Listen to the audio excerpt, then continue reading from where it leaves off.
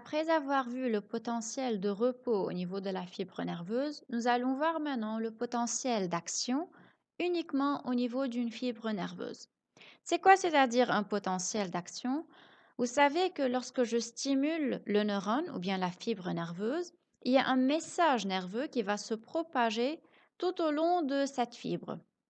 Et vous savez qu'il est de nature électrique, donc il est enregistré sous forme de message électrique au niveau de l'oscilloscope, comme vous le voyez là. Et comme vous l'avez vu avant aussi, je peux mesurer la différence de potentiel, la DDP, lorsque le message est en train de passer, à l'aide d'un voltmètre aussi pour avoir une valeur précise. Ce message qui se propage tout au long de l'axone est nommé potentiel d'action. Cette fois, puisqu'il y a une action, il y a un message qui se produit, je ne suis plus au repos. Alors, je nomme ce potentiel ou bien cette différence de potentiel entre milieu intra et extracellulaire un potentiel d'action que je nomme aussi PA, grand P et grand A. Ce PA prend naissance au début de l'axone toujours et jamais au niveau des dendrites, dans une zone précise qui est nommée zone gâchette, vous allez la voir, et il se propage tout au long de l'axone seulement. Faites bien attention à cette nuance. Comment je vois ce PA? Il est obtenu sur l'oscilloscope, sur l'écran de l'oscilloscope, sous forme de ce tracé que vous voyez là.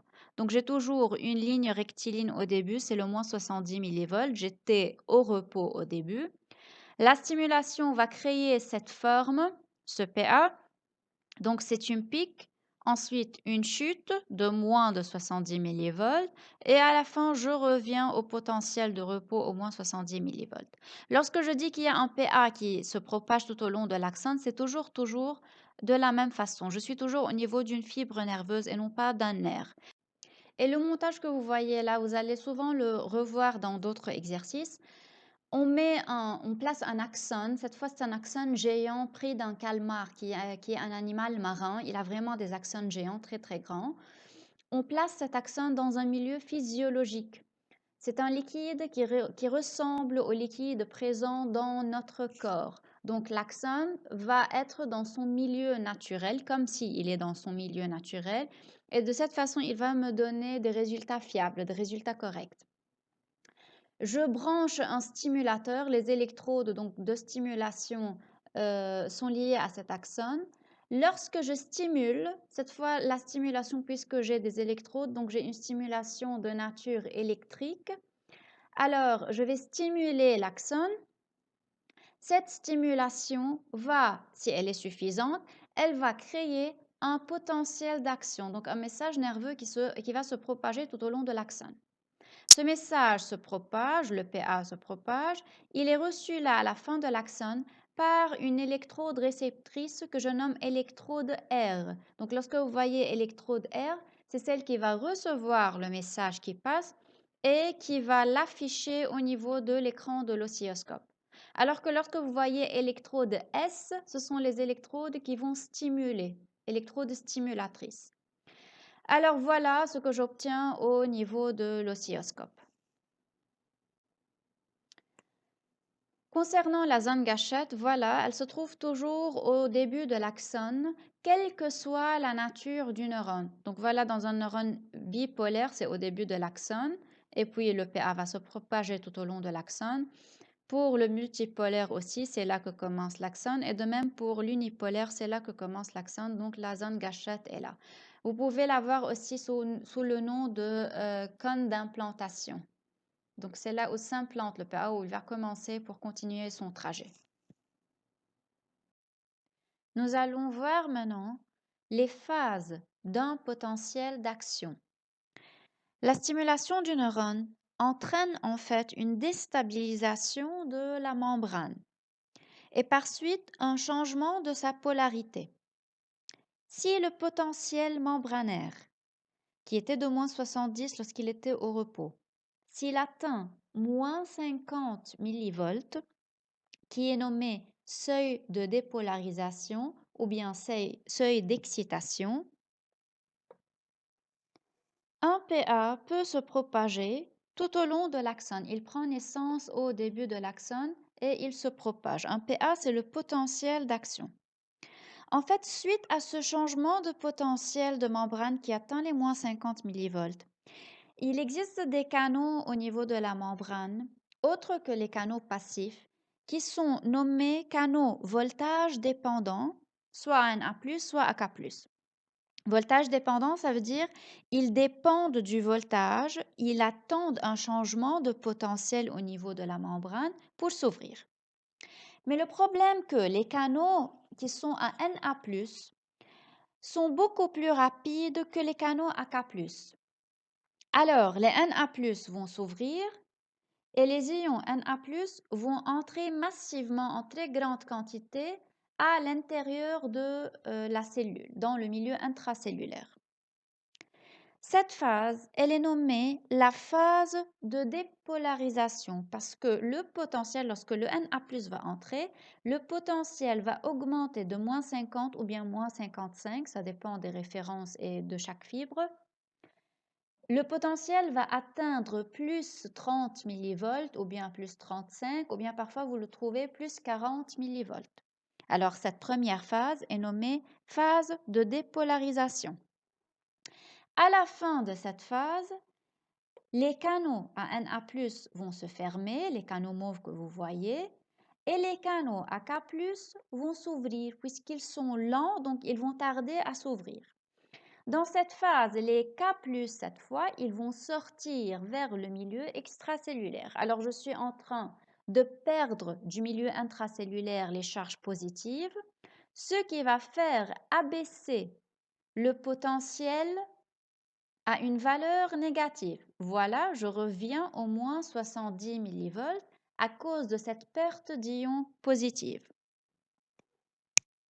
Je nomme cette phase la phase de repolarisation puisque je reviens à la polarité initiale au potentiel de repos qui est de moins 70 millivolts. Mais puisque ces canaux à K+ sont lents, donc ils vont tarder à ouvrir et tarder même à se fermer.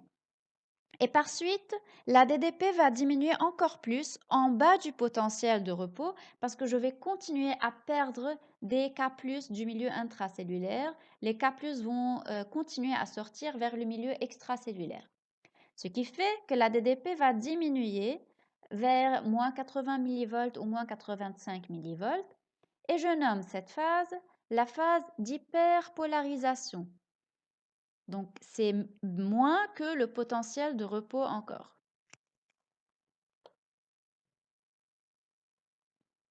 Pour revenir au potentiel de repos, au moins 70, j'ai au niveau de la membrane une pompe nommée la pompe NaK. Ça veut dire elle va pomper des ions Na+ et des ions K+.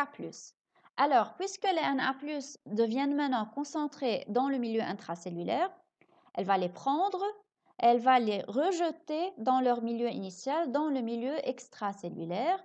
Et de même, elle va prendre les ions K+ du milieu extracellulaire et les rendre dans le milieu intracellulaire. Donc, je reviens à la répartition initiale des charges Na+ et K+. Je reviens au potentiel de repos, au moins 70 millivolts.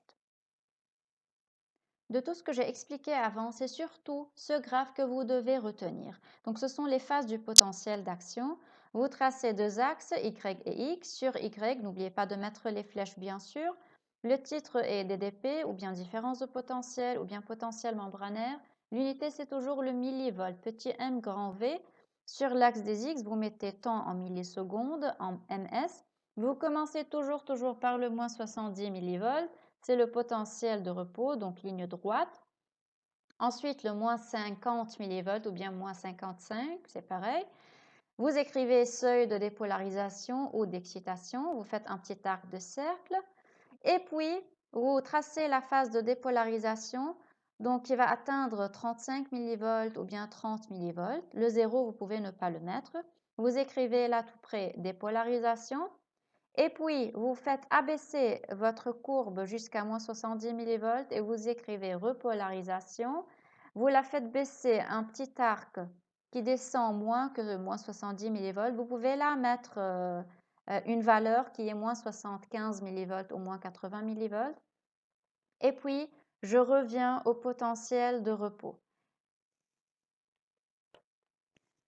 Vous pouvez donc ajouter là retour au PR. Donc, comme définition, le potentiel d'action est une modification de l'état électrique de la membrane plasmique de la fibre nerveuse qui est d'amplitude toujours constante, qui ne va pas changer. Il monte du moins 70 jusqu'au 30 millivolts. Donc, l'amplitude totale du début jusqu'au pic est de 100 millivolts et ça ne va pas changer. Et de durée presque constante, environ c'est 2 millisecondes, environ. L'unité du PA est toujours le millivolt et pour pouvoir le mesurer, comme vous avez déjà vu, on mesure une différence de potentiel, la DDP, entre le milieu intra- et extracellulaire d'une fibre nerveuse. Faites attention là, une petite remarque. Suite à la stimulation, lorsque je stimule la fibre nerveuse, sur l'oscilloscope, j'obtiens ce petit tracé. Ce petit tracé n'est pas une dépolarisation, il n'atteint même pas les moins 50 millivolts parfois, donc je le nomme artefact de stimulation. Si cet artefact, si cette simple dépolarisation de la membrane atteint les moins 50 millivolts, alors je vais obtenir un PA qui atteint le plus 30 millivolts, donc qui est d'amplitude totale 100 millivolts.